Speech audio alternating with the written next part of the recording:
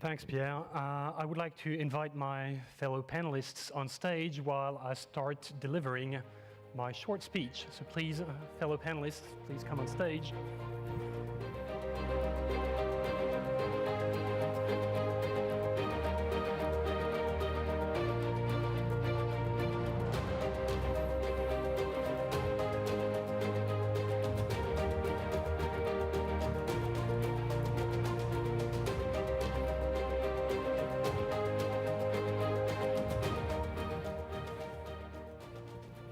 A couple of short statements before we start the roundtable. A couple of comments on the last 2 days and this morning's discussions.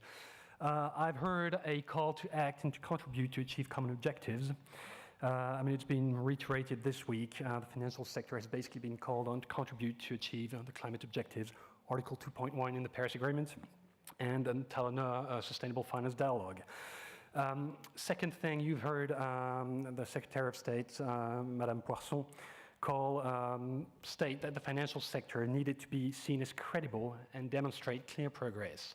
So basically the question we have before us is how do we show and learn that institutions are taking on this journey? Third comment is we need to move from commitments to action. That's also what I've heard. Financial institutions are making commitments. They've been making commitments. Now it's time for them to learn together how to move forward. And the fourth and last comment is about connecting the dots. I've heard many calls during yesterday's roundtable, the UNEP FI Global Roundtable, many actors calling for us to connect the dots on the climate financial sector challenge. So this is exactly what the Climate Action in Financial Institution initiative is aiming to do. I foresee, as Pierre said, is the Secretariat of the Climate Action in Financial Institution. So our goal is to connect the dots, basically to share knowledge and create opportunities for public and private actors to work together is increasingly seen as essential. Today we have 42 supporting institutions, public and private, that you can see on the slide. The raison d'être, if I may, of the initiative is basically to assist financial institutions in shifting from incremental implementation of climate change towards mainstreaming climate change in their processes, basically making climate change a core consideration and not only something that needs to be tackled after the decision is taken. So it was launched on the sidelines of COP21, and at COP21 it released 5 principles that you can see on the slide behind me, 5 voluntary principles for climate mainstreaming. So the 4, I hope you can read, the 5 principles are committing to climate strategies, managing climate risks, promote climate smart objectives, improve climate performance, and account for your climate action. So we're quite happy to see, among others, the UNEP FI, the banking principles, because we see a clear correspondence and a clear alignment between those principles and the UNEP FI's principles, for example. We are working in the very same direction, and that's a very good piece of news. So during this session, we'll have 5 representatives of the initiative, 5 institutions, and they will be presenting their experience and share some of the lessons learned over the past months and years in integrating climate change into their operations. So basically, there was 2 questions I would like them to answer: how they've worked to integrate climate change into their activities and make it part of how they do business and not a side issue, and how the Climate Action Initiative hopefully allows financial actors to share their experience and learn from each other and possibly move together further, faster. So we'll have 2 parts. We're quite time constrained, and I believe my panelists are fully aware of that. I will remind them that we are time constrained every now and then. 2 parts. The first part is how to make mainstreaming happen. So I would like to hear each of the panelists on this question. And the second part will be about benefits and opportunities of mainstreaming climate within their processes. So just to make a long story short, what are your concrete recommendations based on your institution's experience to make climate change an operational priority across business lines? So I would like to start with Ubaldo. Ubaldo, I've seen that CAF, Ubaldo with the CAF, with Corporación Andina de Fomento, So I've seen that CAF has just adopted a new climate change agenda, if I'm not mistaken. You've been working on this topic for quite some time, if I'm not mistaken.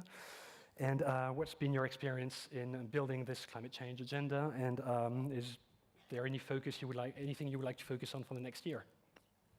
Okay.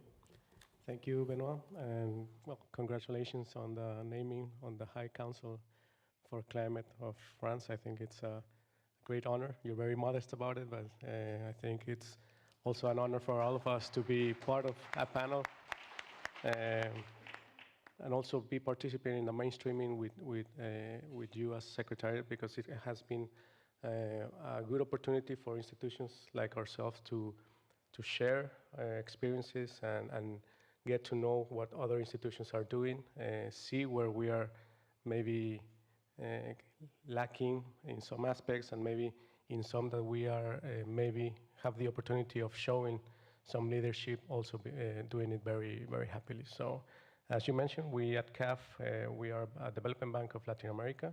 We have been working in climate change for quite a long time. Since the early 90s, we started with our Latin American carbon program, not specifically on climate change, but on carbon markets, and when we work with some funds with European governments. From 2014, 2015, we shift our strategy into more climate finance, going away from the carbon markets, as most institutions did, and focusing more on how we could mobilize climate finance to Latin America and Latin America projects. We were accredited to the Green Climate Fund, the Adaptation Fund, and the Global Environmental Facility. So we had a very focused strategy on how to catalyze financing to Latin American projects for mitigation and adaptation. This year, CAF has also gone to quite some changes in a lot of our areas, with new agendas in sustainable development, including water, urban development, gender, education, and also climate change. So now, on this year, we implemented a new climate change agenda that includes a plan, a work plan for 2018 to 2022, and we are focusing on how to help our countries in Latin America migrate to lower emission and more resilient economies. And hopefully we can do this through capacity building, through knowledge sharing with our countries, and also developing projects and programs that can catalyze this climate finance that I mentioned through these international funds. So we are trying to get involved with all of the business areas. As you mentioned, we are a climate change unit that is based in one of the business areas, but we offer services to all of the areas of CAF, so that the business executives can identify the opportunities of mitigation and adaptation activities, how they can find also financing for their projects, extra financing through the GCF, through other funds that we are partnered with, either European banks or the European Commission through the Latin American Investment Facility. So our focus is, for the next year, is to work internally with these areas, mainstream, and get climate change into the DNA of all of the institution, of all of the business executives, so that they can also identify the opportunities right as they are conceptualizing the project, so that it's easier to go through all of the business phases once they have this inception in their projects. So I'll leave it at that, because I know we're time constrained. Okay, thanks, Ubaldo. Nous allons maintenant passer en français à Négia. Je vais passer la parole à Négia de la Caisse des dépôts et consignations de Tunisie. Donc Négia, la Caisse des dépôts et consignations de Tunisie s'intéresse depuis relativement récemment au changement climatique, si je ne me trompe pas, mais néanmoins a beaucoup d'ambition. Est-ce que vous pouvez nous dire quelques mots sur ce sujet? Exactement. Merci pour nous avoir donné cette occasion. Donc, pour la CDC, c'est une jeune caisse. Donc, elle a été créée en 2011. Elle est considérée donc une institution qui joue le rôle du bras financier de l'État.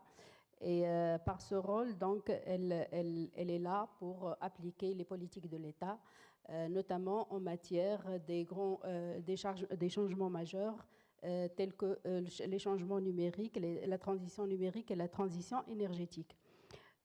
Donc, pour le cas de la Tunisie, la politique de l'État en matière de lutte contre les changements climatiques donc, est déjà annoncée. En fait, ceci est dû au fait qu'on a un stress hydrique donc, qu'on subit depuis quelques années. Une forte dépendance énergétique aussi. Le déficit il est de 49% en 2017. Et on a une augmentation de la facture énergétique qui a aggravé le déficit commercial de la Tunisie. Donc, depuis un certain moment, l'État s'est engagé dans un processus dont l'objectif est de réduire d'ici 2030 donc, la demande énergétique et d'augmenter la part des renouvelables par l'augmentation de 30% des renouvelables dans le mix énergétique. Donc, et par là, s'engager dans des actions de lutte contre les catastrophes naturelles. Donc, la CDC, c'est bien sûr du fait que aussi la Tunisie a signé l'accord donc de Paris lors du COP 21. Donc, elle est déjà inscrite dans ce processus. La CDC donc a bien sûr s'est engagée dans l'orientation adoptée à l'échelle nationale. Et nous avons veillé dans notre plan stratégique 2018-2020 à tenir compte de ces enjeux et par là appuyer la transition énergétique et écologique du pays. Et ceci, c'est un grand axe qui a été décliné en 3 objectifs. Le soutien des grands projets d'énergie renouvelable, le soutien des grands projets permettant une meilleure efficacité énergétique et le soutien des projets pour lutter contre le stress hydrique. Donc, dans ce sens, on cible généralement les projets donc, qui visent l'atténuation ou l'adaptation dans ce cadre. Et on a essayé donc de dresser un modèle donc, sur lequel donc, les projets qui sollicitent un financement de la CDC doivent répondre. Notre intervention donc pour ces projets, c'est généralement en equity ou en quasi-equity. On vise les grands projets et surtout ceux qui ont dans leur objectif la réduction donc, de l'émission de carbone et les projets verts de manière générale. Donc, dans ce même contexte, on a aussi initié deux grands projets. Le premier, c'est la structuration d'un fonds pour financer les énergies renouvelables. Et donc, l'État déjà a annoncé un appel d'offres pour la sélection de projets dans les énergies renouvelables et on est en train de structurer ce fonds de fonds. Et la préparation aussi de l'accréditation de la CDC au fonds vert. Ça aussi, ça a été donc, bien sûr avec l'aide donc, de I4CEU donc, qui nous ont aidés beaucoup. On a pu avoir cette année donc, l'analyse, le gap analysis donc, de la part du fonds vert et on est en train de mettre en place les procédures, c'est-à-dire le plan d'action pour se conformer aux normes donc, exigées par le fonds vert. Et ceci va nous permettre, bien sûr, de pouvoir avoir donc, des ressources, accéder aux ressources du fonds vert, surtout pour le cofinancement des projets sur lesquels donc, on intervient à l'échelle nationale. Donc, ça, c'est les grandes lignes de notre stratégie en matière donc, de financement vert. Ok, merci Négia. Nous allons maintenant passer à Emmanuel Martinez de la Société Générale. Donc Emmanuel, question pour les banques commerciales. Comment est-ce que le changement climatique est devenu une priorité Et puis, du point de vue de la Société Générale, mainstreaming, ça se fait comment? Merci Benoît. Alors, pour pas te mentir, comment c'est devenu une priorité, c'est très simple. Il y a un événement, ça s'appelle la COP 21, qui a fait que les acteurs financiers se sont quand même mobilisés à ce moment-là. Et il y a eu d'autres événements comme la régulation en France, les recommandations de la TCFD, et ça continue avec maintenant le plan, en tout cas pour l'Europe, le plan de la Commission européenne et l'annonce que vient de nous faire Martine. Bravo. Donc, avec tout ça, évidemment que le secteur financier s'est mobilisé et se mobilise. Ça, c'est le premier point. Mais se mobiliser, c'est à travers, évidemment, des engagements. Et en fait, ce qui a été fait à l'origine, en 2015, lors de la COP 21, c'était les engagements qu'ont pris plusieurs banques, dont Société Générale, qui a déclaré à l'époque qu'elle s'engageait à essayer d'aligner ses activités sur une trajectoire compatible avec un scénario 2 degrés. Bon, quand on a dit ça à l'époque, je ne sais pas si tu te souviens, mais bon, c'est assez complexe comme concept. Et on verra qu'aujourd'hui, on s'est tous étonnés pendant ces 3 jours de dire il n'y a pas eu de vrais engagements, etc. Mais les engagements, ils ont été pris. Et aujourd'hui, lorsqu'on discute avec les différents collègues des autres banques, etc., on est en train de mettre en place tous ces outils de gouvernance, de gestion du risque, de mesures et de méthodologie, justement pour suivre ces engagements. Après, évidemment, ces engagements, ils sont déclinés de plusieurs façons. On a du côté du business, on va accompagner les clients vers leur transition énergétique. Ça, c'est le premier point. Et par ailleurs, on va essayer de réduire notre empreinte, on va dire ça comme ça, sur les secteurs énergétiques les plus carbonés. Donc, Société Générale comme d'autres ont annoncé la sortie de certaines énergies fossiles telles que le charbon sur les centrales thermiques ou sur le mining, etc. Bon, je ne vais pas rentrer dans le détail parce que je crois qu'on est contraint par le temps. Mais en fait, l'idée, elle est là. Et donc il y a ça. Et ça veut dire quoi, ça? Ça veut dire tout simplement que derrière, il y a évidemment un engagement de la direction générale. Et d'autant plus que la direction générale, l'année dernière, à Société Générale, lorsqu'ils ont défini, évidemment avec les managers et le groupe, lorsqu'ils ont défini la nouvelle stratégie Société Générale pour les 3 ans à venir, eh bien, ils ont ancré les objectifs, après consultation d'ailleurs des stakeholders, ils ont ancré les objectifs de la RSE au sein de dans cette stratégie. Et évidemment, les objectifs, les engagements climat. Donc il y a ce qui se passe à l'extérieur au niveau évidemment de la régulation, les engagements que l'on a pris qui donnent un cap et qui permet maintenant à la banque de se mobiliser et de travailler en interne. 3, la mobilisation de la direction générale, mais c'est aussi la mobilisation du conseil d'administration. C'est une petite anecdote. En juillet 2016, on a reçu une demande du conseil d'administration qui nous a demandé comment vous gérez les risques climatiques dans la banque. Et bien là, on s'est mis au travail et on a eu, dès janvier 2017, un comité des risques liés aux risques liés au changement climatique, aux risques climatiques. Et à partir de là, eh bien, on a déroulé une évaluation, une overview en fait de toutes ces activités qui étaient impactées par le changement climatique, et on a développé des méthodologies. Alors aujourd'hui, où est-ce qu'on en est ? Si c'est ta question, je vais, comme au niveau opportunité, on va en parler dans la deuxième partie, je vais un peu me concentrer sur la question risque, parce que dans une banque, les risques sont au cœur de la banque, me semble-t-il.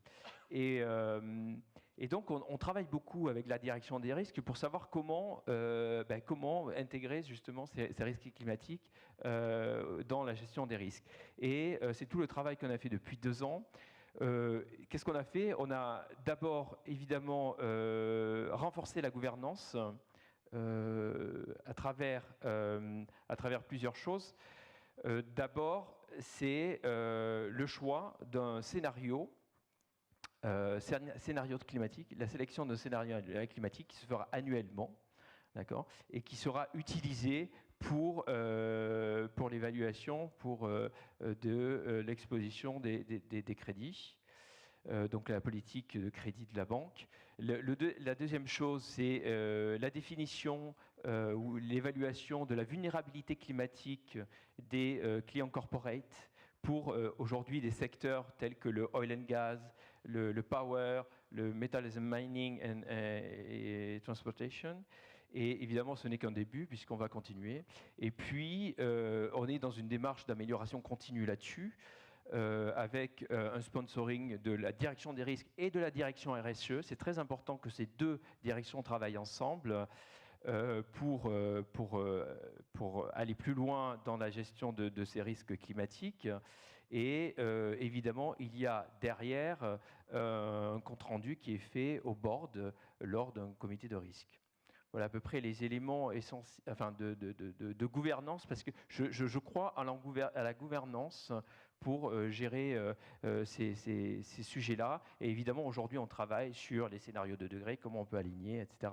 Et tout ça se fera, comme on l'a déjà dit, en partenariat avec les acteurs, les bureaux d'études, dont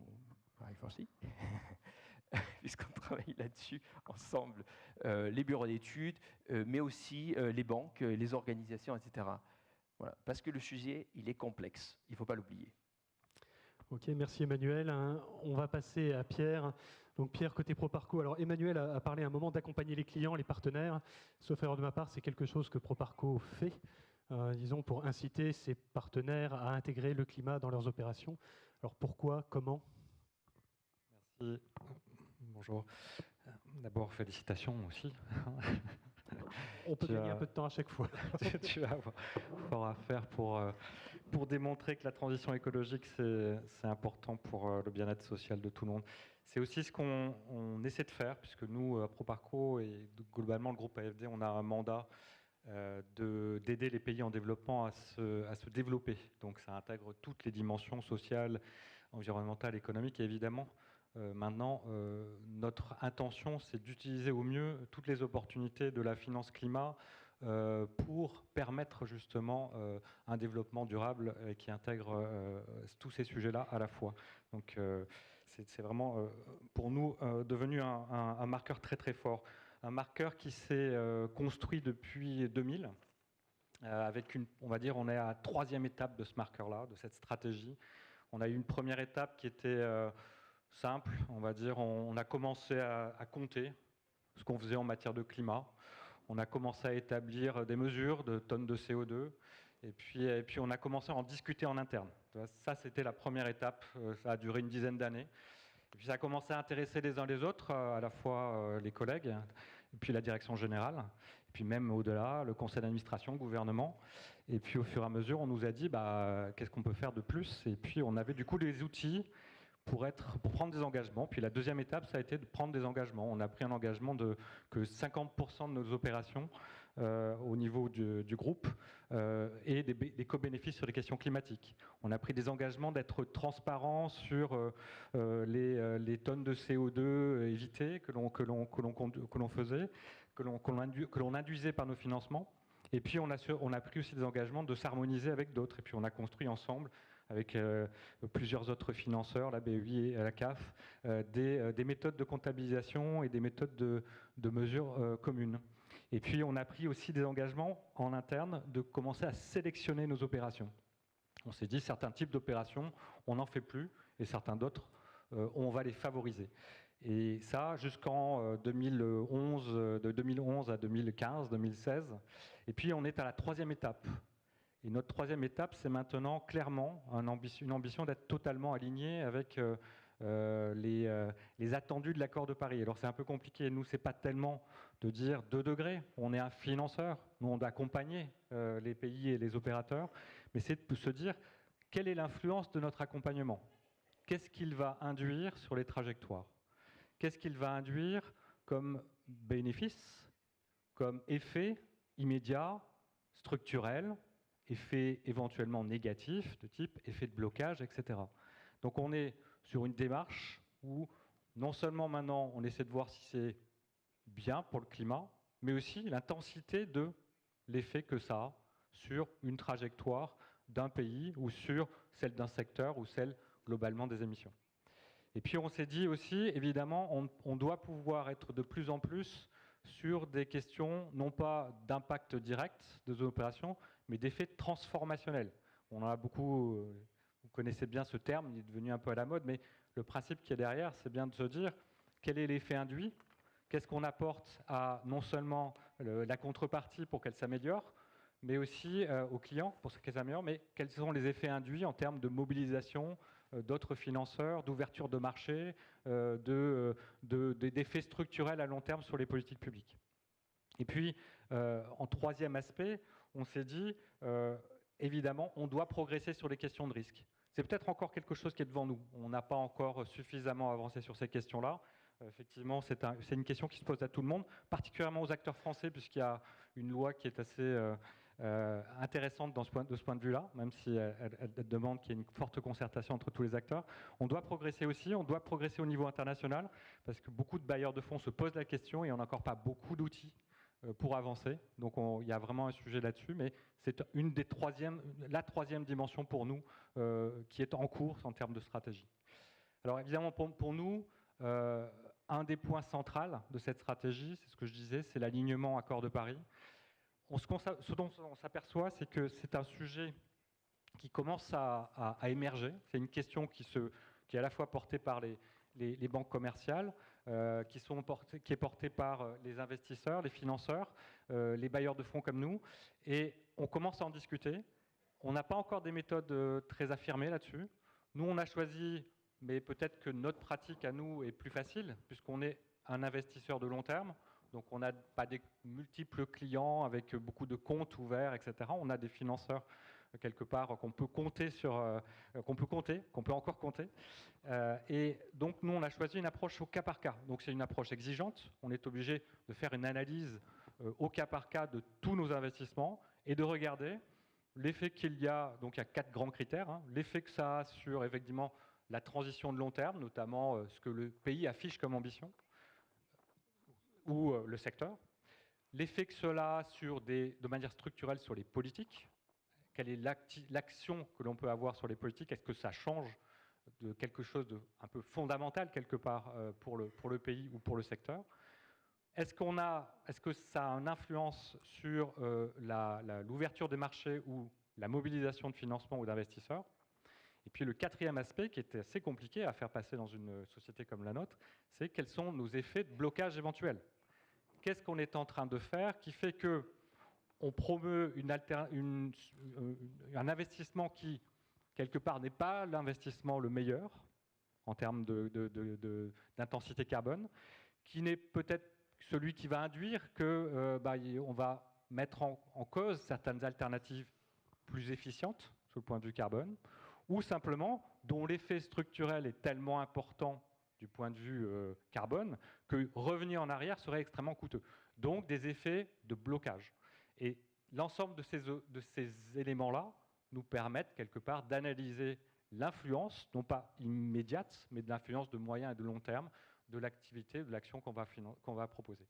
Donc une forte exigence de regarder ça, de le discuter, et puis de décider en fonction sur ces questions-là. Ok, merci Pierre. Moving on to Monica with the European Investment Bank. Monica, the EIB has been working on climate change issues for a number of years, if I'm not mistaken. What's your assessment today of the progress made and what's the way forward, if any? Well, if any, I would say quite a bit. But okay, well, thank you first of all for inviting EIB to this event. And I also need to congratulate both of you. We cannot not do this. And congratulations to you for your personal achievement and France for this big event, but congratulations also to the Commission, the EU, for our, actually I have to say, our strategy. We are the EU bank, after all. So I want to concentrate on three aspects, and what has just happened today, I think, is going to also take us in a very important direction going forward. Yes, I want to talk to you about the evolution of our strategy, how we got there, but especially I want to talk to you exactly about some of the lessons learned. What are some of the constraints? What are some of the difficulties? I also want to put the difficulties on the table, not just the achievements. And what is it needed to continue going forward? And some conclusions that are not just for an institution and for financial institutions, but also more general, I think, for the public, I think. With regards to the bank, yes, we issued our new strategy in 2015, before the COP. But this was actually a culmination of a much longer path and progress over time. I won't go into the prehistory, but let's think simply about the first issuance of green bonds. We were the first to issue a green bond, our climate awareness bond in 2007. What was that linked with? That was linked with the fact that we already had a focus in our portfolio on, particularly in this case, with the focus of our climate awareness bond, renewable energy, energy efficiency, again, as the EU bank, driven by the objectives of the EU policies in this space. So we indeed were pioneers with the first green bond, 2007. In 2008, the Global Energy Efficiency and Renewable Energy Facility, fund of fund. We were really pioneers in terms of also de-risking, mobilizing private finance in this space in developing countries. And I think this is important. There were a number of other activities that were going at the same time, clearly. We were already starting the mainstreaming, starting to think of where else could we look for activities that were relevant in terms of climate action. And in 2010, finally, we gelled our activity into a target, a volumetric target at the time. And we can definitely criticize, and indeed there was a big evolution in our thinking in terms of moving away from purely volumetric target, but having a volumetric target of now reaching 25% of our overall lending resources for climate action really kind of gelled the action. People started listening. There was a very clear target, which was then increased in 2015 to go to 35% for our own resource lending to developing countries by 2020. So yes, increased ambition over time in terms of the volumes that we could achieve, but then also a real focus on transparency, a real focus on accountability. And there the work that, as Pia indicated, the work with others, the work with other NDBs on the development of the joint methodology,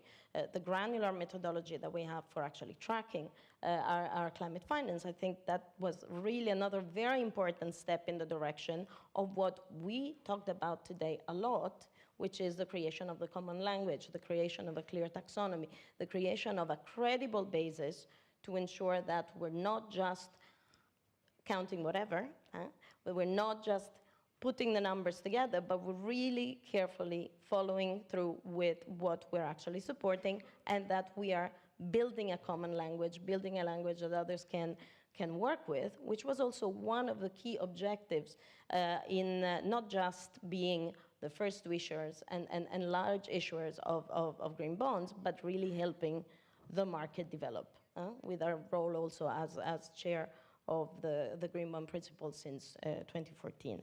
And I think we've had a big role in this. But then comes 2015, and what happened there? What was the gist of our strategy? Was to move beyond the pure focus on volumetric target. It was really focusing not just on volumes, because we know, and everybody's aware, that yes, the financing from MDBs is important, but it's still a drop in the bucket. It's about really the impacts. Impacts including in terms of mobilization of private finance. So impact, focus on climate risk management, identification, systemic identification and management at project level, but also at portfolio level, and we'll get there. And thirdly, mainstreaming. Mainstreaming was actually one of the key objectives of our strategy from the beginning, an explicit one, and we were therefore among the founding members in terms of subscribing to the 5 principles at the margin of COP21. This is important because indeed we moved away from not just the focus on volume, but also just the focus on what we do in terms of climate action proper, and really think about looking through a climate lens at all of our activities. And when I talk about all our activities, I talk about our lending, our blending, our advisory activities, but also how we keep our house in order in terms of our own emissions, in the way in which we operate, and other aspects of our operations. So it's a much broader set of actions. Now, okay, fantastic, great, applause, but we need to deliver, as Madame Goulart said. So in 2017, finally, after 2 years of hard work, and that's lesson learned number one, it takes time to develop proper action plans. We actually had the approval of the action plans, 10 action plans that actually define very clear roles and responsibilities for everybody in the institution. And this is the important part. Mainstreaming is also about making sure that everybody knows how what they're doing fits into the overall view of how to get to the goals of the strategy, with clear outputs, and yet, very importantly, room for maneuver, some flexibility as the understanding and as the discourse also internationally evolves. So just to give you a flavor, some of the aspects, very important, the proactive development of pipelines that are related to climate action, but especially also the looking through the climate lens for the definition of sector lending criteria.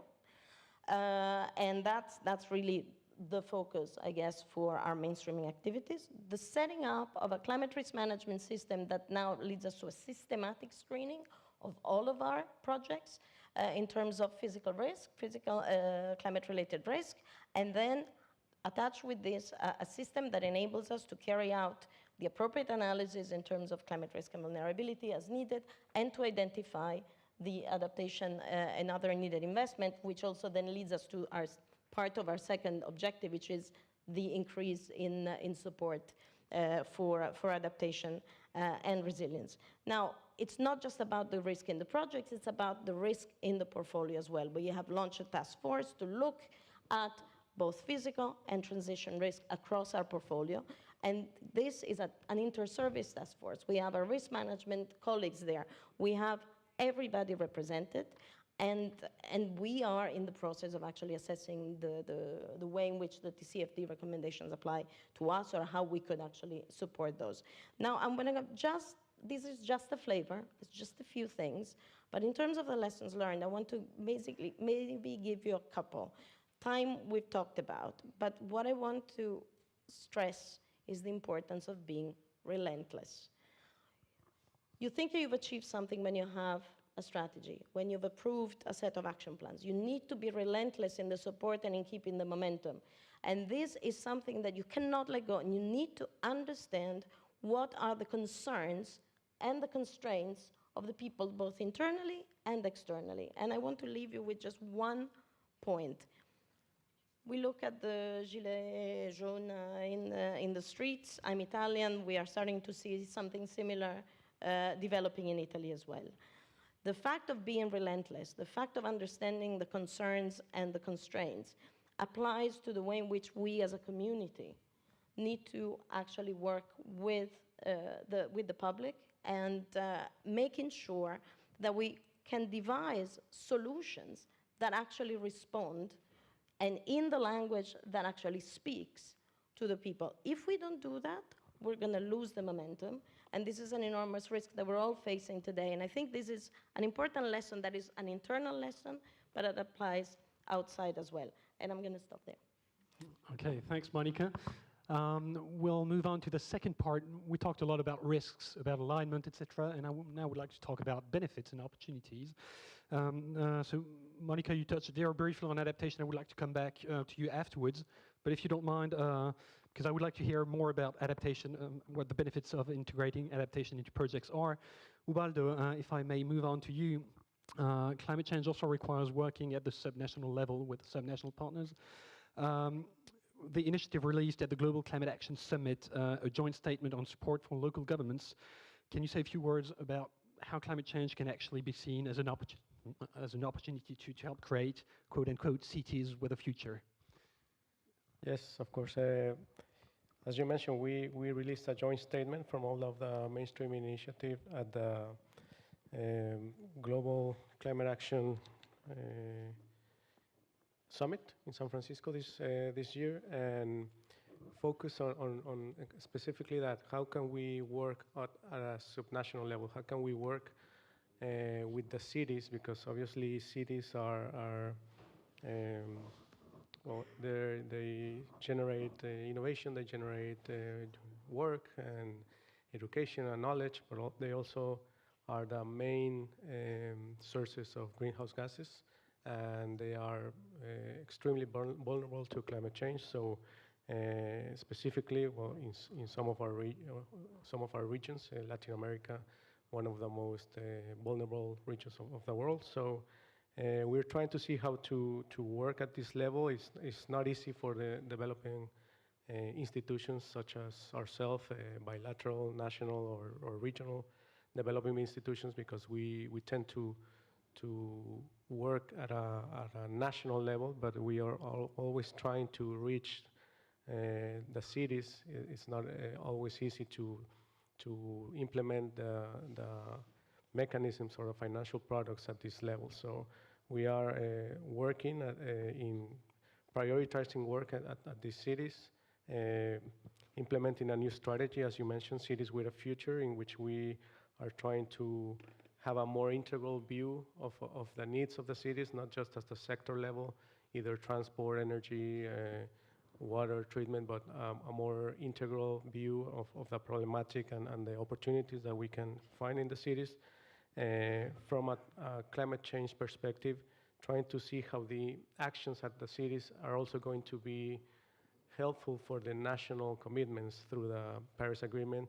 The countries have the national determined contributions, but actions at the city level sometimes are not quantified or are not aligned with what the country is prioritizing. So we're also trying to help the cities with this dialogue at the national level.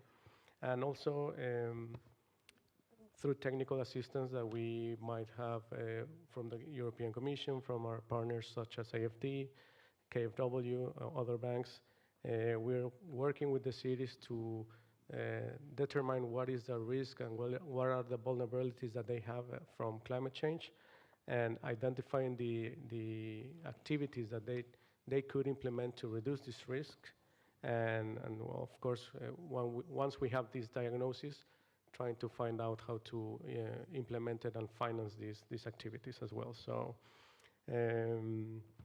just as an example, we are working with technical or grant, non-reimbursable grant from the Green Climate Fund to do some studies in cities in Colombia, for example, in the transport sector, to identify some activities that we can implement to change the ways of the transport to go to lower emission or no motorized transport in intermediate cities, so that we can work at this level and go upwards from that. So just as one example, but we are trying to implement some of these activities in Latin America. Okay, thanks, Ubaldo. Moving on to Nejia. Nejia, donc là, en Tunisie, sauf erreur de ma part, il y a aussi des questions autour de la mitigation, de la réduction des émissions et de l'adaptation au changement climatique. Et finalement, est-ce que tenter d'adresser ces deux sujets en même temps, est-ce que ça apporte des bénéfices quand vous travaillez avec des partenaires privés ou publics?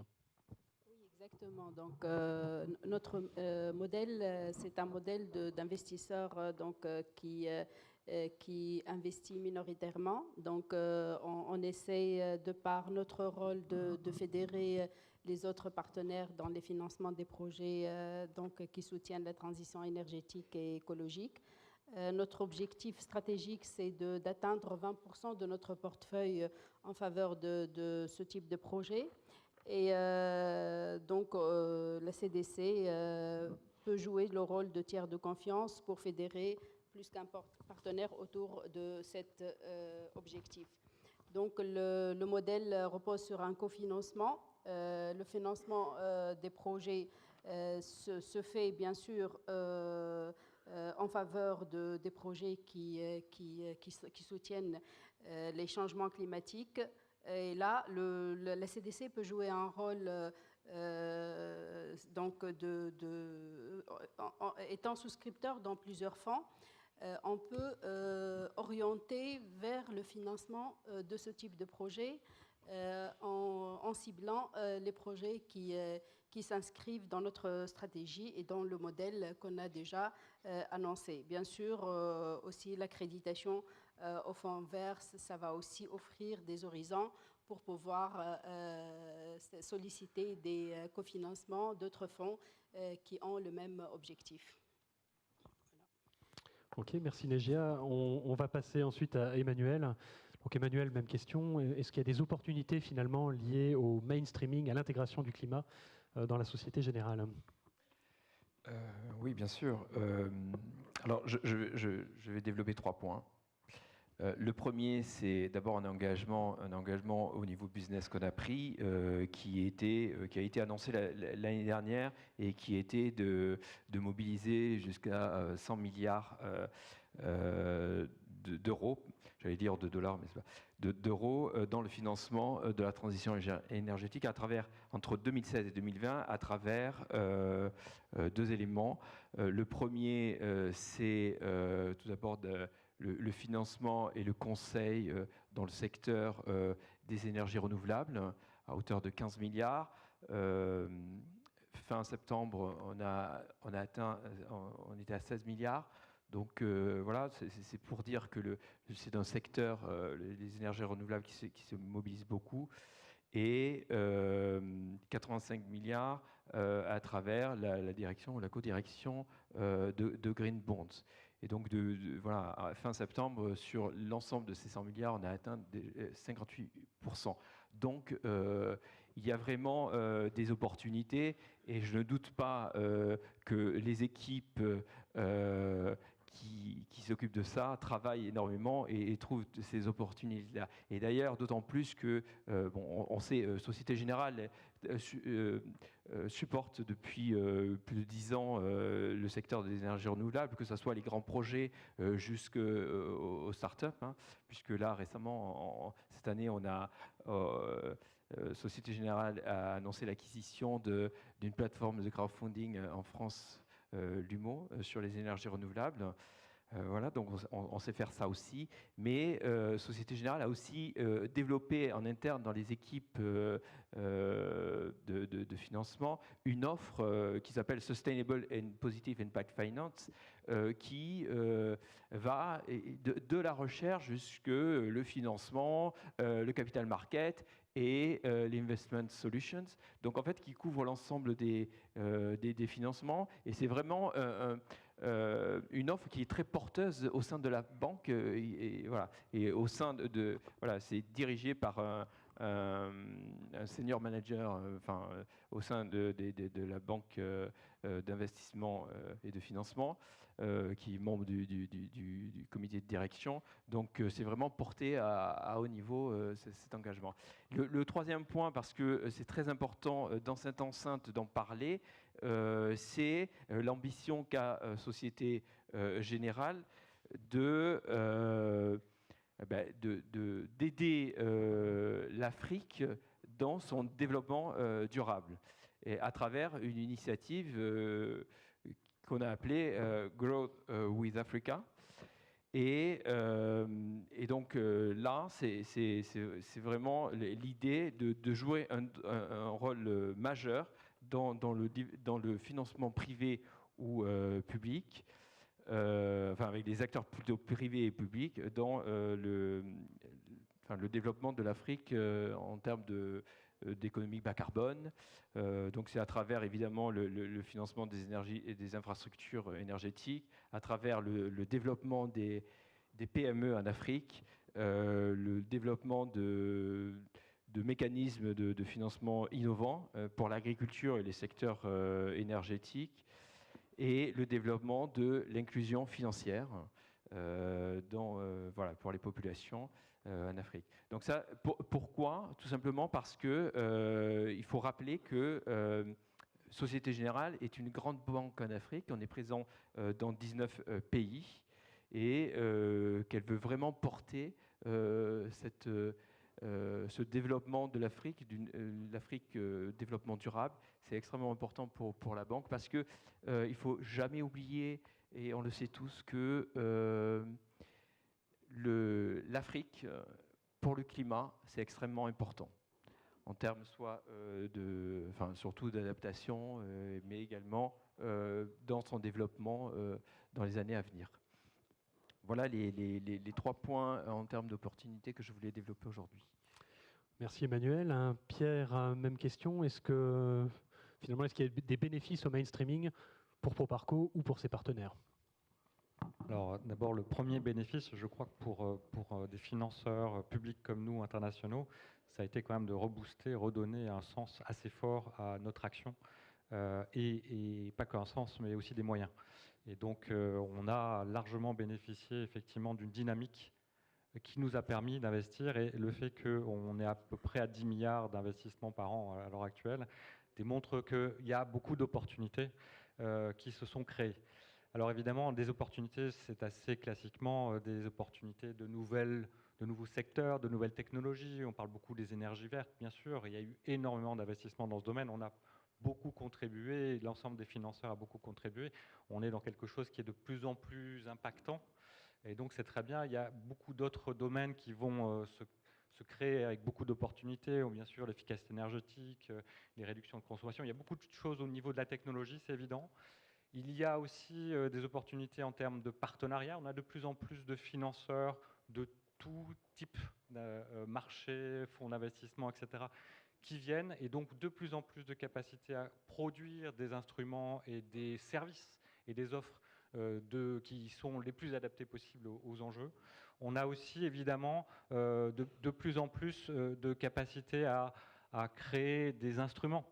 Alors on les crée parce que, effectivement, par exemple sur les green bonds, on a beaucoup contribué ensemble au développement de ces marchés. On voit que c'est des outils utiles dès lors qu'on a une sorte de norme et des indicateurs qui nous disent voilà ce qu'il faut faire.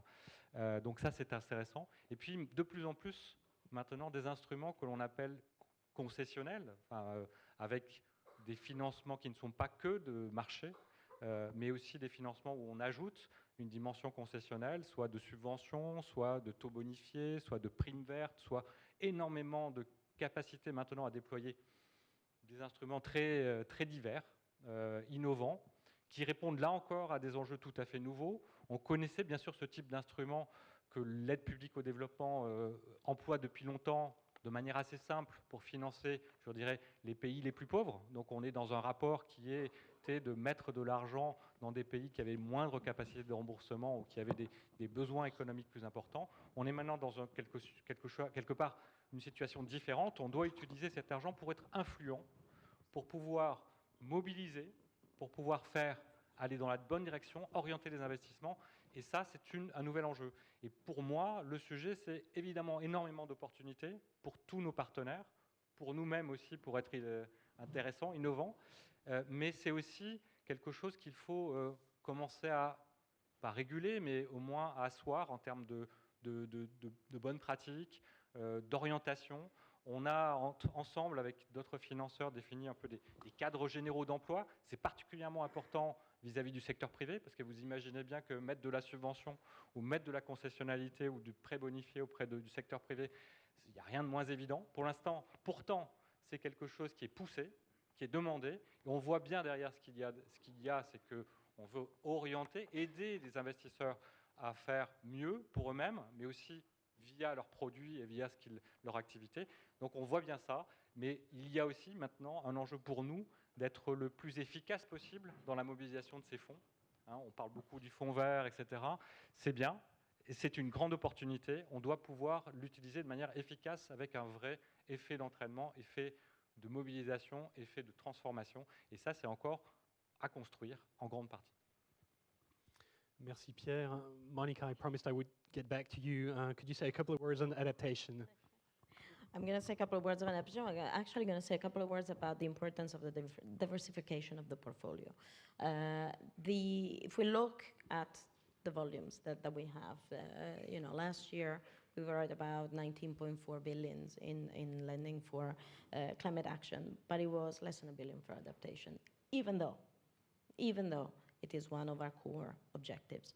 It's difficult to make the business case. There are sometimes adverse incentives also internally because our bankers are driven by their climate target, and sometimes adaptation is a small part of a broader overall project cost. So there are some difficulties, and yet there are enormous opportunities. And there are a couple of areas I want to explore with you.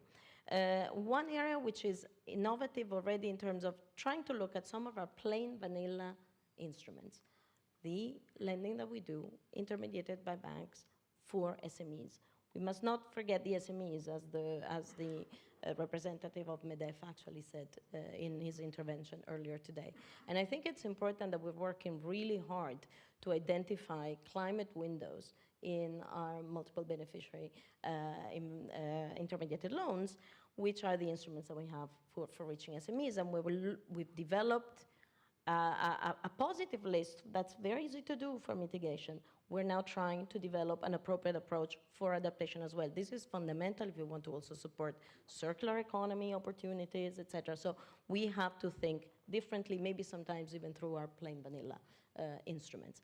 We have to start thinking of the ways in which we can blend and actually deal with the risk perceptions and actual risk perceived and experienced by private finance to make sure that we can, as I said earlier, mobilize more finance into also adaptation. I'll give you an example of an area where we're working to reach more and better cities. You don't necessarily associate the EIB with investment in cities, and yet we've been doing more than 150 billion over the last 6-7 years, of which 44 billion in climate action. But a lot of it on energy efficiency, etc. Great numbers, but is it interesting? Well, we need to attract more private finance into this space, particularly for cities outside the EU.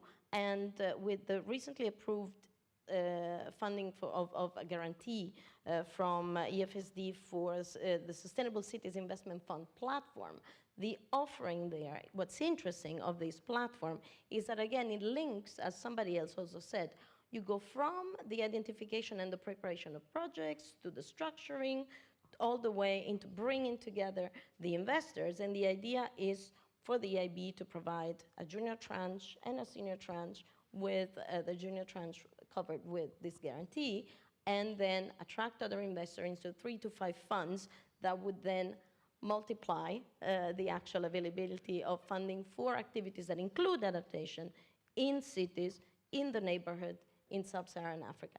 These are just some examples. We are doing, and we must do, a lot more, but we need to think differently, both through our plain vanilla and through our more innovative solutions. Okay, thanks a lot, Monica. It's time to wrap up the roundtables. What I've heard during the discussion is, first, it's possible to mainstream climate change into financial institutions. Second, there's lots of opportunities associated with it. Now, I would like, before we close the roundtable, I would like to first of all, to invite you to access the examples, the case studies, the expertise that is available on the website of the initiative. So it's www.mainstreamingclimate.org. Have a look at it. I would also like to invite you to join the initiative if you believe it is interesting, and you can talk to any member of the initiative or to the Secretariat. And speaking of the Secretariat, I guess you can also thank Alice and Ian. Make yourselves visible, guys, who are the acting Secretariat and who help structure the discussion. So with that, I would like to thank the panelists, and I will leave the floor. Please applaud. They're welcome.